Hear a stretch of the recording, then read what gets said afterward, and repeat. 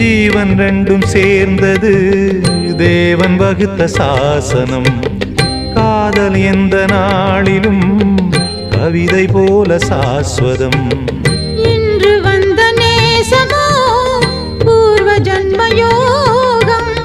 இன்னும் 7 ஜன்மமும் வளரும் இந்த யாகம். மீண்டும் மீண்டும் பூமியில் தோன்றலாம். காதல் ஓவியம் பார்வையில் தீட்டலாம். பிரிவு என்பதே உறவுக்காகத்தான் கண்ணே.